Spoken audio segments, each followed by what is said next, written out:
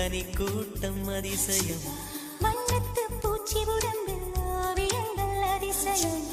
துளை செல்லும் காற்று மெல்லிசையாதல் அதிசயம் குருநாதர் இல்லாத குயில் பாட்டு அதிசயம் அதிசயமே அசந்து போகும் நீ எந்த அதிசயம்